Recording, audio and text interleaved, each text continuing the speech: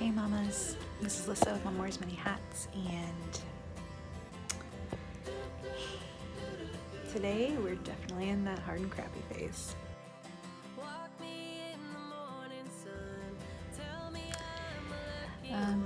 Hey mamas, this is Lyssah with Mom Wears Many Hats. I'm sorry I'm talking so quietly. I just got checked into a room in the high-risk OB ward at my hospital. I hadn't really had a chance to do an update after our first appointment with the high-risk doctor.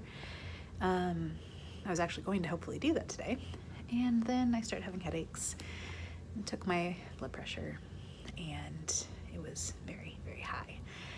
So my OB wanted me to come into triage. For those of you who are new, I am currently 24 weeks and 4 days in what I have been explaining as my big fat positive plus size geriatric pregnancy, which has now become my big fat high risk plus size geriatric pregnancy. The high risk has nothing to do with being plus size. The high risk has everything to do with this placenta is not getting baby what it needs. So baby is measuring small, amniotic fluid is low. After meeting with the high risk doctor last week, we determined that our first course of, our first goal was making it to 28 weeks. And that was on Tuesday. And every week after that is a blessing. Making it to 28 weeks means baby's chances of survival and everything go up to like by 80%. And yeah, she did warn me that there may come a point where I have to get checked into the hospital and stay here until it's time for baby. So I don't know if that's what this is. I don't know if I'm in here until baby comes. I don't know if I'm in here just for observation because of the high blood pressure. They were worried, obviously, about preeclampsia. My blood pressure when I came was 154/113. So I've been here for a few hours. My blood pressure has gone down. And I apologize if this is shaking. I think a nurse is coming. I'll be right back. All right, so I'm back. I just saw my nurse, Alex. She's really nice. She took my vitals. Blood pressure's gone down even more. I'm now at 145/65.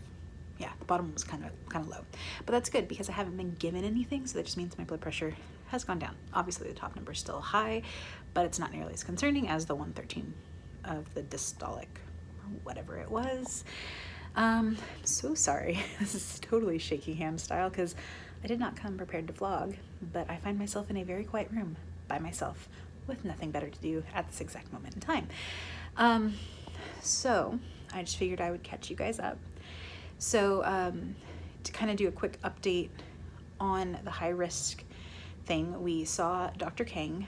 I think I might have started this before I had to stop, but we saw Dr. Kang on Tuesday, and baby's heart rate was good. They've officially ruled out any chromosomal abnormalities, and they have determined that her size and the amniotic fluid is just because the placenta is crapping out. And so our plan of action, our first goal is to make it to 28 weeks.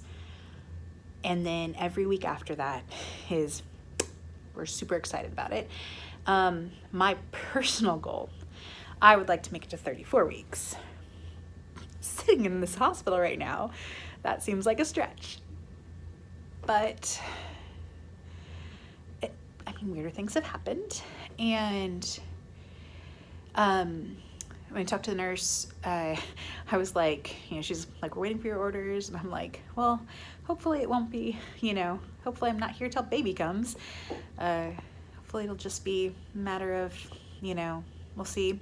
And she's like, it'll probably be at least through the weekend. So I'm trying to view this as kind of a forced vacation. I'm like trying to see if I can set this on something a little bit more, maybe. Let's see. Can I turn my phone into a little tripod here? Probably not. If I do, it'll be like way down here. But I can at least use that to study. That's better. It's a little better. So, anyway. So yeah, so we're trying to make it as long as possible, but there will probably come a point when it is better for baby to be outside than inside. That has been one of the hardest things for me to process, realizing that I am probably going to have a C-section. Honestly terrifies me. If you've had a C-section, let me know below. What are your tips? What are your tricks? What are your whatever? I literally told my dad that, because, you know, we're down in triage, we didn't know if this was going to be like if it was preeclampsia or something, and the only way to fix that is to get baby out, and I don't want that to happen yet. And I was basically like, if they're wheeling me up for a C-section today, they're gonna have to knock me out, because I can't do that. I'm sitting here thinking about how ridiculously quiet it is in this room. I mean, you mamas know how it is. Like, when you've got kids at home, nothing is ever quiet. So this feels like very, very quiet. It's very unsettling. There's a TV. I'm probably gonna turn that on just to have noise. I don't know. I've got a writing project I need to be working on, so I might try and do that.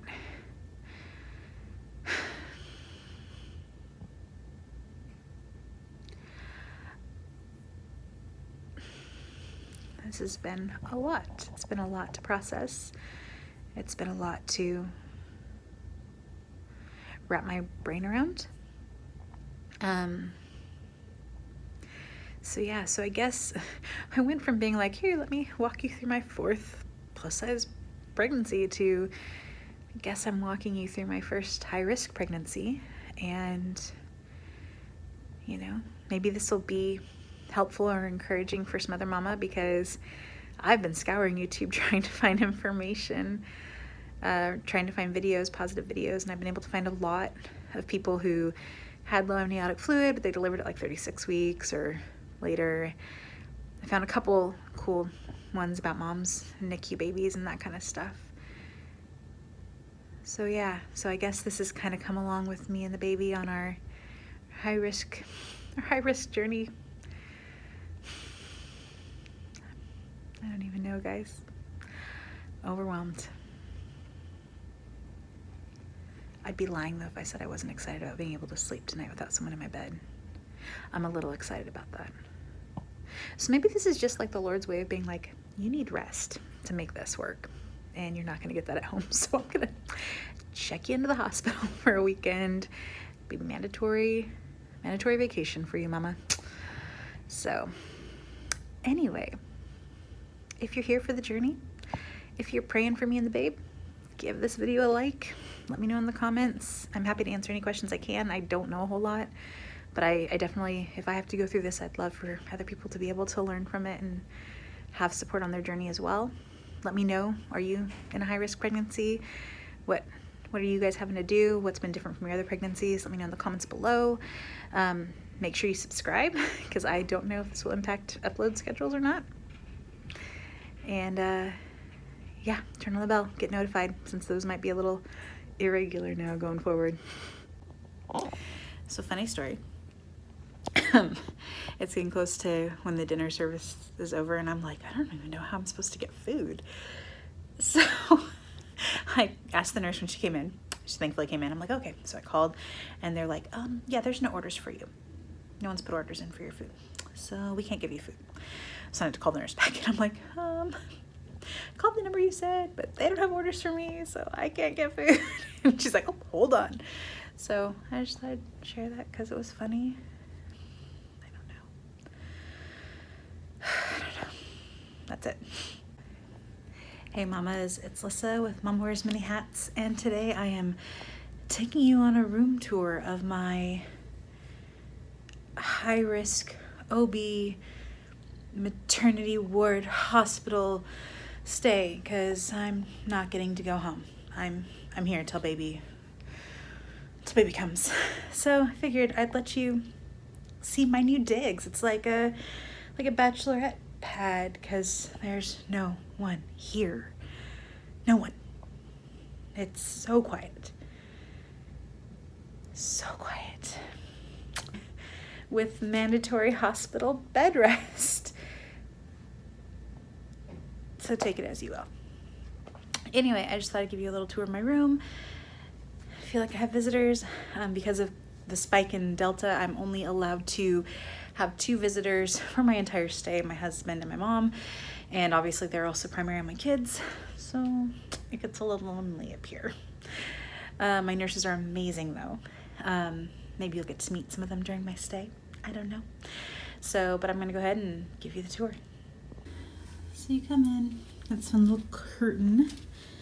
And so this is, I guess, my closet, right? And this is where all the linens go. It's really cute. Our hospital gives us a little robe, but they remind you not to take it home. My nice little bathroom in here. I don't know if you really want to see in there, but it's a hospital bathroom, you know. Toilet, shower, all that kind of stuff. I haven't used the shower yet, but I'm going to hopefully tonight. Here you go. Here's my little there. Here's a little bump update. Baby has been kicking like crazy today, so that's been encouraging at least. Got this pretty, they just remodeled, so it's all like pretty wall. Although we were trying to figure out why would they put that at the back of your head, and then like it's all boring over here. I don't know. So obviously my hospital bed. It's a writing project I'm working on. At least trying to keep myself entertained. All the water. Because of baby's low amniotic fluid, they have me drinking in between 150 and 200 ounces a day. So that's what the colorful bands on my cup are. So I'm tracking that. I just had a snack, grapes. I will say one thing that's really cool about this is I've got a little fridge. Here's all my fun info. I don't think it has any personal stuff in there, but I had to fill that out. So it's kind of overwhelming. We need to change the date. Gestational age. We made 25 weeks today. So yay, baby is 25 weeks. I'm assuming this right here is for the eyes in the sky lights that stare at me in my bed. Super fun. It's got this little NICU call button, because obviously when you're in the high risk OB ward, they assume you're going to have some kind of whatever. There's a little chair for my invisible visitors. Little couch. Becomes a bed. If my husband wanted to, he could stay the night, which is nice. Here's where they monitor me and baby. Thankfully, I've only been having to get blood pressure every 4 hours. Baby gets monitored every 4 hours or so. I've got this set up, ready to go. Obviously, that's just their default. And hopefully we won't need that anytime soon. So, and don't worry, the trash is not overflowing. My husband brought me something, and he brought it in a trash bag and then threw the trash bag away. So, and this is my pretty hospital view. The parking garage across the street. It's pretty cool. What's cool is though, like, this is where all the mamas coming in to have babies are. So that's nifty. I guess it's raining. I did not realize it was actually raining because it's really quiet in here. Really, really, really quiet. So yeah, that didn't take long. Here's a full view of the room from this end. Panning. So, yeah, got the basic cable. Been watching more YouTube than anything else. I did watch a Hallmark movie. That was fun. So, I did just find out from my nurse right before I started filming that for mental health purposes, I am allowed to go take a walk down the hallway. So I may go do that here in a minute and get out of my room for the first time in 2 days. I am waiting on an ultrasound. We still haven't had the ultrasound for the baby today. They've had a lot of calls to ER situations and whatnot, so I just totally, I get it. The more they're prioritizing people over me, the better. Not for them, for me, because that means they're not rushing to tell me I have to have my baby. So yeah, let me think. wondering if I should just cut this and make it a really short, like, tour video. I don't know. Guess I could just give you the update. I mean, maybe I'll just do little snippets every day and kind of like put them into a weekly vlog, because hopefully I'll be here for a few weeks. So I guess when I checked in yesterday, or when I was admitted, no, not yesterday, day before yesterday, when I was admitted on Friday, because it's Sunday now, I had come in because I had really high blood pressure, and then when I took a urine sample, I had protein in my urine. And for those of you, sorry, I'm switching arms because I still don't have my vlogging stuff here. For those of you who aren't familiar, there is a thing that happens in pregnancy in some women called preeclampsia, and that is basically, I found out, learned this week, I'll link the video that I found down below. Basically, there's issues with your placenta. Go figure, which is why baby's having issues, and that's why we became a high-risk pregnancy, was because of the placenta, and it was doing baby dirty, and now apparently it's doing me dirty. But basically, it can cause women to have strokes, which then means they're having eclampsia, not just preeclampsia. It can damage your liver and your heart and your kidneys, and that's why you have protein in your urine. It can make it more dangerous for baby, it can make it more dangerous for me, all that fun stuff. So because baby is high risk and because of the situation, it's not something they want to let me go and try and manage at home, which I totally get.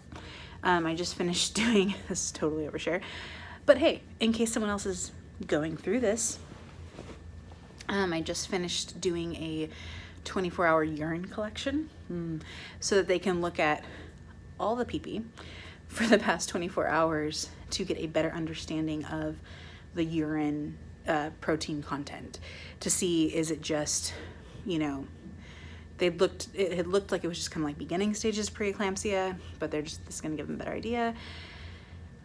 They took that at 1, I think, and sent it up to the lab, so I should have answers on that soon.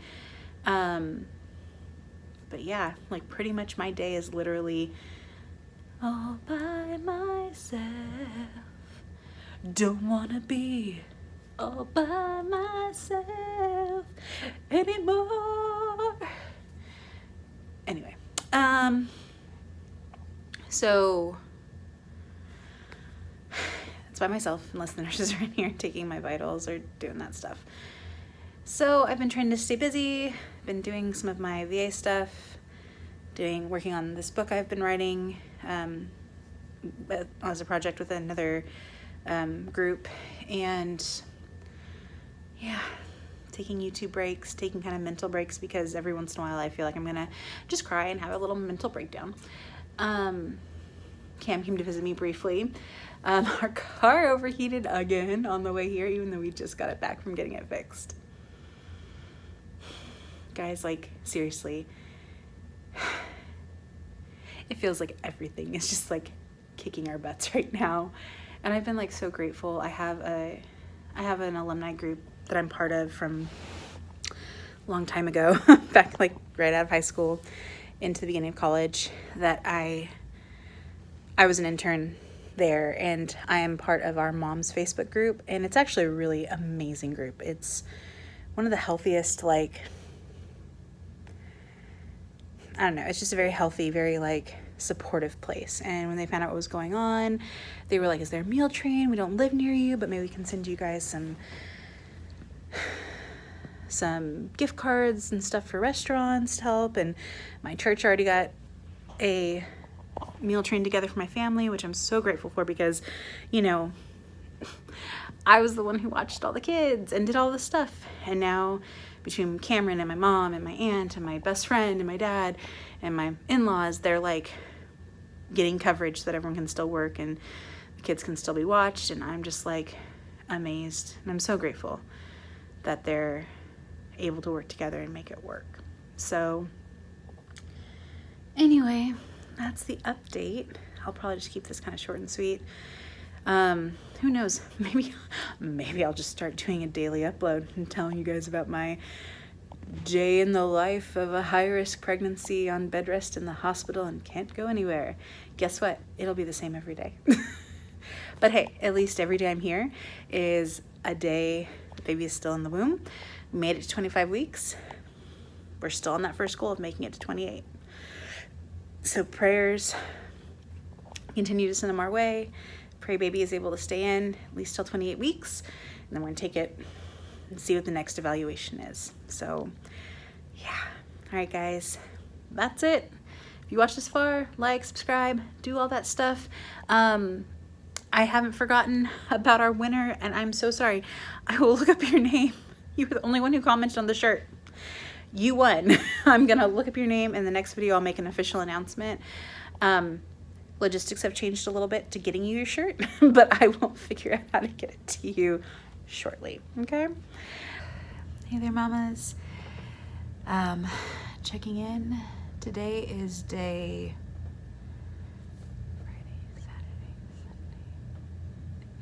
Day 4 of being checked in at the high-risk unit. I'm sorry if I'm itching. My rash is back and it is so itchy. I'm pretty sure stress brought it on this time. But yeah, so day 4 into as long as we can keep baby in the oven. Today, let's see. I had an ultrasound, and that actually was encouraging in that baby at her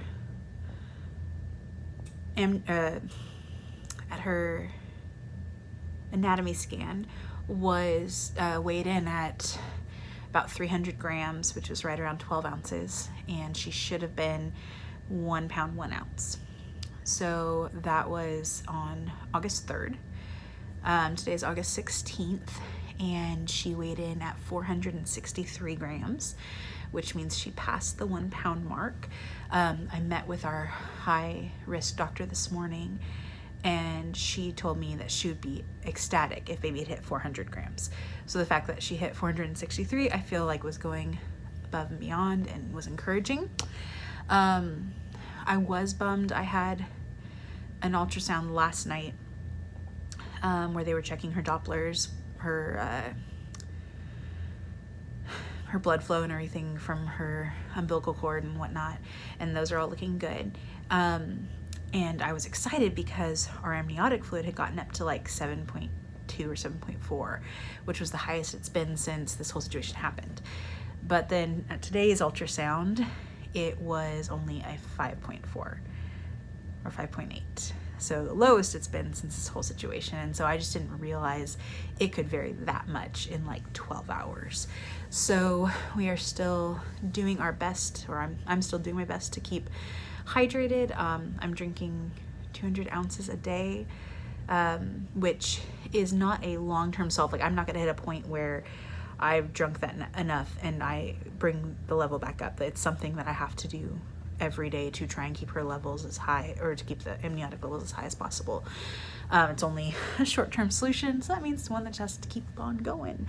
Anyone else have these stupid little baby hairs? Like, I feel like I did not have them until I was a mom, and now I just feel like I can't even get them to do anything. Even if I try and like straighten my hair and like hide that, it does not stay hidden. Random. So that's the update. Yesterday evening had a little bit of a, scares maybe a little too bit of a strong word. So they monitor baby every 4 hours for 20 minutes on like a non-stress test. So where they hook her up to the monitor and just listen to her heart. And she had a random deceleration where she, like for just a second, she dropped down into the 80s when she's normally in like the high 140s, mid 150s. And so they monitored me for like another hour and a half after that, and she was fine. It was just one of those things. They had me roll on one side because she wasn't being as active as they wanted her to be for the non-stress test. And because of the low amniotic fluid, chances are she just bumped into her umbilical cord and it kind of caused a little dip in her heart rate, but she was fine. So yeah, so that is that. I just figured I'd document this stuff just in case anyone else is walking through a high risk pregnancy and you find yourself checked into the hospital indefinitely until baby comes. Not to mention it's something to do because, oh my gosh, when you go from having 3 kids and working at home and doing all that stuff to being in a room by yourself 24/7, it's, oh my gosh. Like, I mean, I have a writing project I'm working on. I have some stuff I'm doing for church, and I have, if my show notes come in for my VA stuff, I have that, but it's all pretty just minute by minute. So I was like, heck, maybe I'll just start doing like daily uploads because I have nothing else to do. Funny, not funny, but funny story. So when all this was going on last night with the baby, I had a port in for my IV when I got in. You see that little red thing?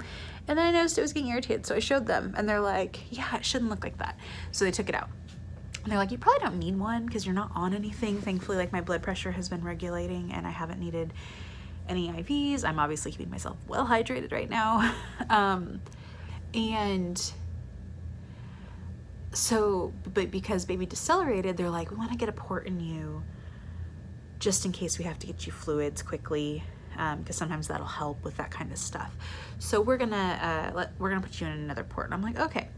So they try, and they ended up blowing 3 veins trying to get it. 2 of them weren't bad, but guys, like, not even, let me show you, I'll show you.